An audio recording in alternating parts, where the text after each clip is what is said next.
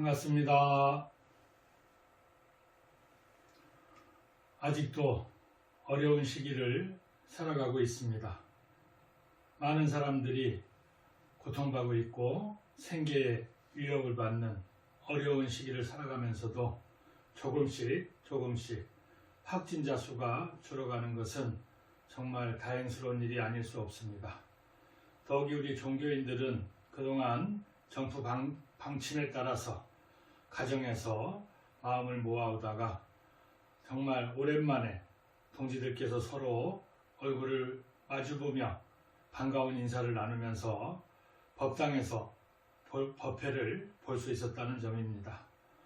정말 오랜만에 만난 법동지들끼리 가까이 하지 못하면서도 눈짓으로 사랑을 전하는 아름다운 모습에 눈물이 날 정도로 기쁘고 감사하고 은혜로운 법회였던 것 같습니다.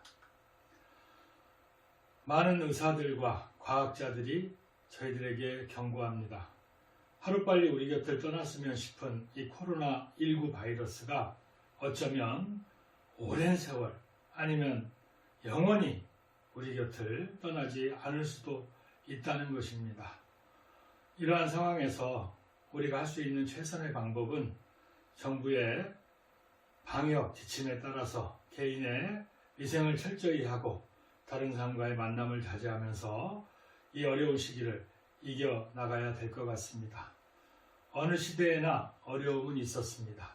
그러나 우리 인류는 지혜로 그 위기들을 극복하면서 오늘날 여기까지 왔습니다. 아마 이 위기도 우리들의 지혜와 인류의 합력으로 반드시 이겨낼 수 있을 것으로 확신합니다. 인생을 살아가다 보면 삶의 무게가 느껴지는 순간이 있습니다. 왜 이렇게 사는 게 힘이 들까? 다른 사람들은 쉬워 보이고 행복해 보이는데 왜 내 삶만 이렇게 고달프고 힘든 것인가? 누구에게나 한 번쯤은 이런 시간이 다가오지 않나 싶습니다. 삶의 무게는 인생의 경륜, 삶을 살아온 기간에 따라 조금씩 다르지 않나 싶습니다. 컵에 따라지는 물처럼 인생을 오래 살수록 그 무게는 더 무거워지고 저 담겨진 컵의 물처럼 나이를 먹음에 따라 더 많은 물이 삶의 무게가 우리를 짓누르지 않나 하는 생각이 들어집니다. 가벼워 보이지 않은 저 박스 뭉치를 머리에 이고 가는 할머니 어깨를 짓누르는 삶의 무게가 누구나 한눈에 느껴지게 되지요.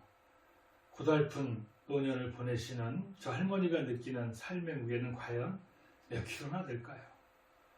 물론 황혼길에 접어드신 어르신들만 저런 것은 아닙니다. 저와 비슷한 연배를 살아가는 분들은 위로는 부모님을 봉양하고 아래로는 자녀들을 기르고 가르쳐야 되는 이중의 부담 속에서 엄청난 삶의 무게를 느끼고 있다고들 합니다. 거울에 비춰지는 내가 참 나는 아니지만 나의 모습을 보여주곤 있지요. 이렇듯이 우리가 태어나서 아니면 태어나기 이전부터의 세월 동안 나의 삶의 흔적들을 고스란히 안고 있는 게 있다면 무엇일까요? 저는 그것이 바로 업이 아닐까 생각해 봅니다. 거울처럼 참나는 아니지만 내가 그동안 살아온 삶의 역사의 흔적이라고 할까요?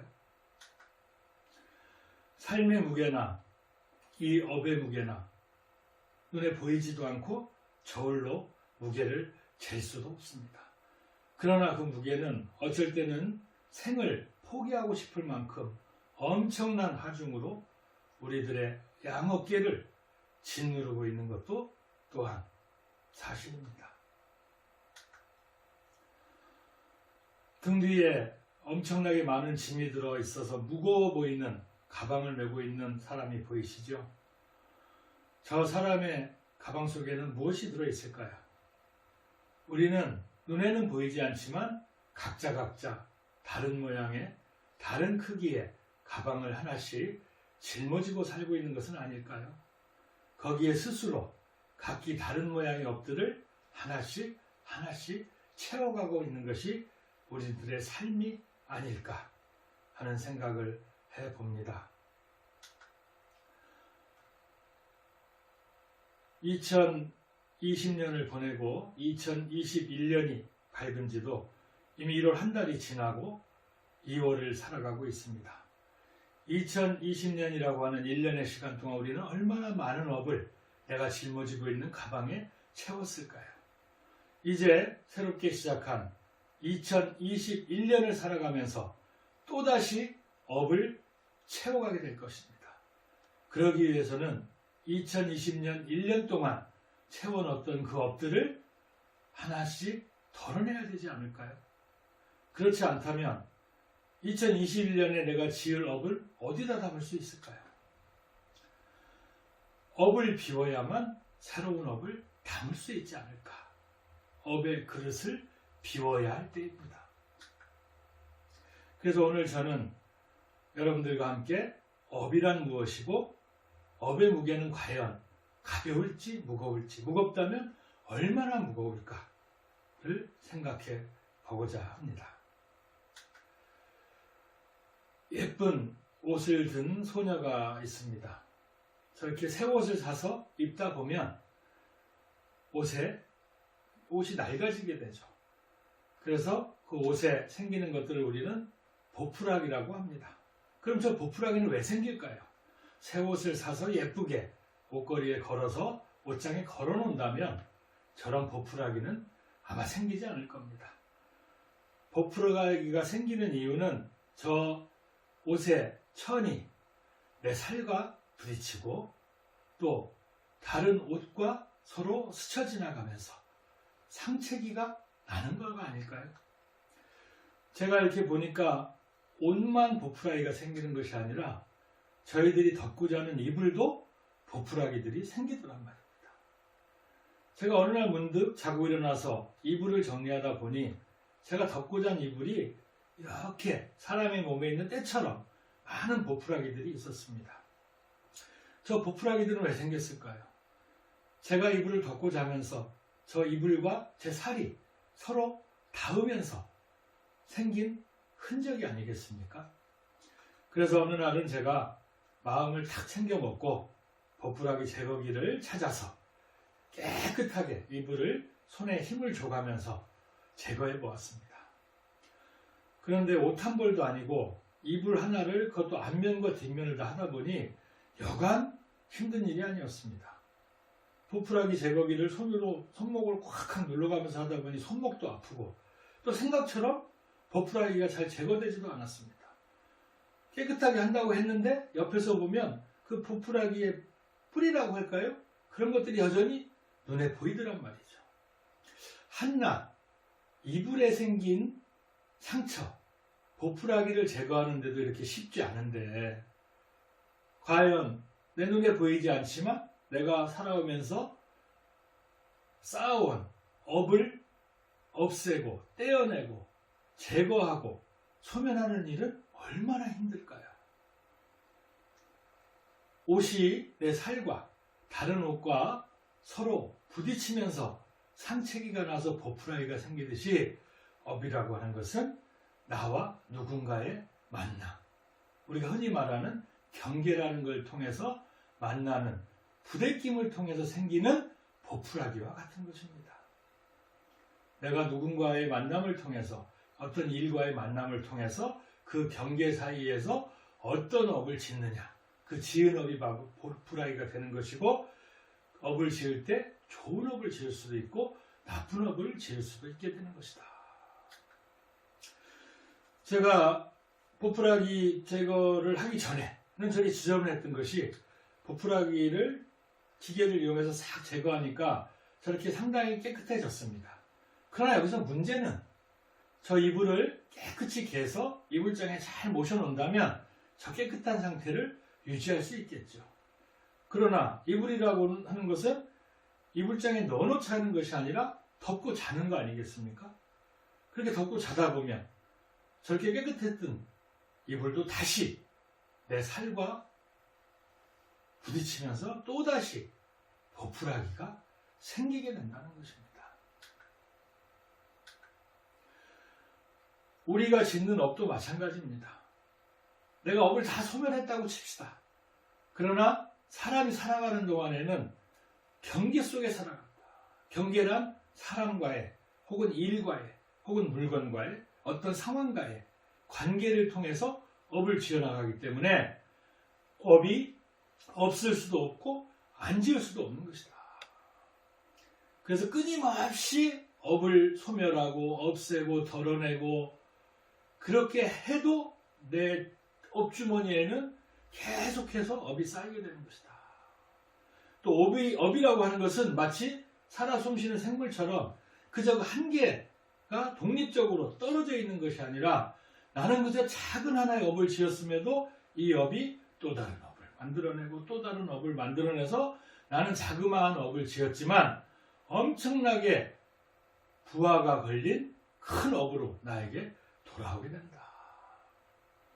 한쪽에서 나비가 날개짓이 반대쪽에서는 엄청난 폭풍을 몰고 온다는 것처럼 내가 지은 작은 업이라도 어떤 모습으로 나에게 돌아올지 모른다는 것입니다. 마치 호수에 떨어진 돌멩이로 파장이 생겼을 때 하나로 끝나는 것이 아니라 물가에까지 번져나가는 것과 같다. 결국은 우리는 이러한 업을 지으면서 내가 지은 업에 따라서 사람으로 살다가 짐승으로 태어날 수도 혹은 곤충으로 또 다음엔 어떤 모습으로 모습만 변할 뿐이지 결국은 업에 따라서 계속해서 돌고 도는 삶을 면할 수 없다는 것입니다. 이것을 윤회라고 합니다. 서가모니 부처님께서도 왕자의 신분으로 태어났음에도 불구하고 유성출가해서 고뇌했던 것은 무엇이냐? 내가 왕자이고 미래의 왕이 될 사람이면서도 생로병사의 윤회의 고리를 벗어날 수 없음을 알았기 때문입니다. 그래서 그토록 깨닫고자 했던 것은 뭐냐? 이 윤회의 고리를 끌어버릴 수 있는 길, 그것을 우리는 해탈이라고 하는 것입니다. 그래서 나를 내 뜻대로가 아니라 이리저리 질질 끌고 다니는 저 업의 끈을 끊어버리지 않으면 우리는 이 생뿐만 아니라 수없는 생을 내 바라는 바와는 달리 이리저리 끌려다니는 삶을 면할 수 없게 된다는 것입니다. 그래서 우리에게 이 업이란 그만큼 무섭고 중요한 것이 되겠습니다. 과연 업이란 무엇일까요? 업이란 몸과 입과 뜻으로 짓는 말과 동작과 생각을 뜻합니다. 정신으로 생각하는 작용인 은염을 말하고 이 뜻을 결정하고 선악을 짓기 위해서 업이 발생한다. 조금 설명이 어렵죠? 조금 더 쉽게 들어가 보도록 하겠습니다. 과연 업은 어떻게 시작돼서 어떻게 짓게 되는가? 우리가 요리를 할 때 튀김으로도 할 수 있고 볶음으로도 할 수 있고 혹은 찔 수도 있고 그렇죠. 그러나 그 식자재는 하나일 수 있습니다. 하나의 식자재, 원료를 가지고 다양한 요리를 만들어낼 수 있듯이 우리의 업은 다양하게 나타나지만 그 업을 파고 들어가 보면 그 가장 밑바닥 근본되는 곳에 있는 것을 우리는 성품이다. 그래서 불가에서는 이거를 본원이라기도 하고 본래자리라고 하기도 합니다. 이 성품이라고 하는 것은 그저 하나의 덩치입니다. 잡히지도 않고 눈에 보이지도 않습니다. 그러나 없진 않습니다. 그래서 우리가 어렵죠. 성품에 전원을 딱 넣게 되면 정신이 되는 겁니다. 마치 그냥 하나의 기계덩어리였던 휴대폰에 전원을 딱 키면 전화기로서의 기능을 갖게 되듯이 성품은 그 무엇에도 반응하지 않습니다. 좋은 것도 없고 싫은 것도 없고 미운 것도 없고 이쁜 것도 없습니다. 그저 그대로 있는 겁니다. 근데 거기에 정신이 됨으로써 좋고 나쁨이 생기고 밉고 이쁨이 생겨나는 거죠. 그래서 정신이 어떻게 되느냐? 좋고 나쁨의 가림이 생기기 시작하면 그것이 마음이 되는 것이다. 여러분 흔히 우리가 일상에서 쓰는 말 중에 정신 차려라 이런 말이 있습니다. 근데 우리가 정신 차려라 하지 마음 차려라 하진 않죠. 또한 반대로 나는 마음에 상처를 입었어요. 이렇게 얘기하지 정신에 상처를 입었어요. 이러진 않는다. 좋고 나쁜 거, 이쁘고 미운 것이 있는 마음과 아무런 고요한 원래 그대로 있는 성품과의 사이에 정신이 있는 겁니다. 정신에서 호불호가 생기기 시작하면 마음으로 변하게 되는 거죠. 이 마음이 향하게 되면 바로 생각이 됩니다. 생각이란 뭐냐? 내 마음이 좋고 싫고 밉고 이쁘고가 향하는 곳, 거기에 내 생각이 머물게 된다. 그럼 이 생각이 굳어지면 뭐가 될까요? 그것이 바로 뜻이 되는 겁니다. 생각이 한 번 되고 두 번 되면 뜻이 된다. 그래, 나 결정했어. 뜻을 정한 거죠. 그럼 뜻이 되는 그 다음은 뭘까요? 결국은 뜻대로 움직이게 되는 것이고 그 행동을 통해서 업을 짓게 되는 것이다. 그래서 업이라고 하는 것은 처음에는 싫은 것도 없고 좋은 것도 없고 미운 것도 없고 이쁜 것도 없던 성품이 정신으로, 마음으로, 생각으로, 뜻으로 결국 마지막에는 행동을 통해서 업을 짓게 되는 것이다. 여기에서 내가 어떤 정신을 가지고 어떤 마음을 가져서 어떤 생각 끝에 뜻을 세우고 어떤 행동을 하느냐에 따라 선업이 되기도 하고 악업이 되기도 한다. 그래서 이 업은 사업과 사이업으로 나누어 볼 수 있습니다. 사업이란 생각사자죠. 결국 뭐냐? 정신 내부의 의업이다. 생각만 한 거죠. 생각만. 생각으로 지은 업입니다. 행동하지는 않은 거예요. 남은 모를 수도 있어요. 근데 이 생각한 것을 외부의 표현, 무엇을 표현하느냐? 입과 몸으로. 그래서 생각으로 하는 업과 몸으로 하는 업, 입으로 하는 업을 합쳐서 신구이 삼업이라고 한다. 그래서 우리는 생각하고 말하고 행동함으로써 선업을 짓기도 하고 악업을 짓기도 하게 되는 것이다. 자, 이렇게 내가 행한 대로, 생각 끝에 행한 대로 업에 대해서는 대가가 따르게 됩니다. 이걸 우리는 뭐라 그러죠? 인과응보다. 흔히 지은 대로 받는다 그러죠. 내가 생각 끝에 행동함에 따라 지은 업에 대한 대가, 과보가 반드시 있게 되는 것입니다. 그래서 지금 나의 모습이 어떤가 하는 것은 내가 어떤 행을 했느냐의 결과인 거죠. 똑같이 콩을 심었음에도 불구하고 건강하고 싱싱한 콩이었느냐, 그렇지 못한 콩이었느냐. 아니면 둘 다 건강했지만 어떤 콩은 아주 기름진 땅에, 어떤 콩은 척박한 땅에 심었을 때 결과가 다르게 나오는 것과 같다. 자, 좀 민망한 그림입니다. 그러나 업에 대해서 설명을 하기 위해서 제가 설명을 좀 드리겠습니다. 지금은 이런 분들이 거의 없다고 봐야죠. 이것은 우리나라 상황이 아니고요. 독일의 한 도시에 저렇게 밤이면 남이 보지 않는 으슥한 곳에서 잠깐 실내, 노상방뇨를 하는 사람이 있었답니다. 그런데 한번 보시면 저 남자가 노상방뇨한 소변이 벽에 맞으면서 벽이 소변을 흡수해서 뚜루룩 밑으로 떨어지죠. 그런데 다음 사진을 한번 보실까요? 똑같은 모습인데 이 남자가 본 용변이 벽을 맞고 바로 저 남자의 신발로 튀어버립니다. 이 노상방뇨로 고심하던 이 도시 시청에서 저 벽에다가 방수 페인트를 발랐답니다. 그러다 보니까 소변이 흡수되지 않고 바로 튕겨나가. 제가 왜 이런 민망한 그림을 보여드리느냐. 아마 대종사님 말씀을 함께 읽다 보면 짐작이 되실 겁니다. 한번 소리 내셔서 같이 봉독을 해보시겠습니다. 대종사 말씀하시기를 과거에는 마음이 거짓되고 악한 사람도 당대에는 혹 잘 산 사람이 많이 있었으나 앞으로는 마음이 거짓되고 악한 사람은 당대를 잘 살아나가기가 어려울 것이니 사람들이 자기 일생을 통하여 지은 바 죄복을 자기 당대 안에 거의 다 받을 것이요 후생으로 미루고 갈 것이 얼마 되지 아니하리라. 그러므로 세상이 밝아질수록 마음 하나가 참되고 선한 사람은 일체가 다 참되고 선하여 그의 앞길이 광명하게 열릴 것이나 마음 하나가 거짓되고 악한 사람은 일체가 다 거짓되고 악하여 그 앞길이 어둡고 막히리라. 원불교 교전 대종경 인가품 33장에 밝혀놓은 말씀입니다. 사람들이 자기 일생을 통하여 지은 바 제복을 자기 당대 안에 거의 다 받는다. 내가 본 소변이 바로 내 발로 튀어온다.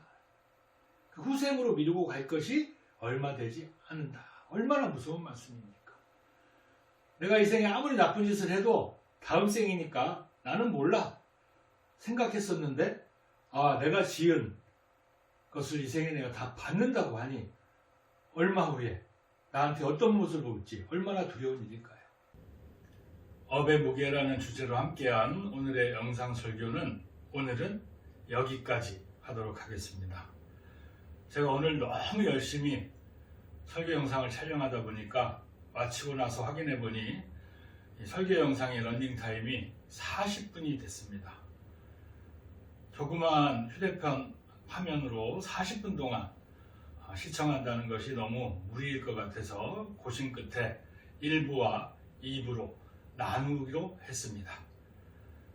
오늘 함께 보셨던 설교 주제 업의 무게에 대해서 다시 한번 새겨보시고 2부에서 좀 더 한 걸음 더 들어가 보시도록 하겠습니다. 집중력에 자신이 있으신 분은 40분짜리를 보셔도 무방할 것 같습니다. 오늘 하루도 법신불 사원님의 가호하심이 함께 하셔서 은혜 가득한 시간 되시기를 염원드립니다. 감사합니다.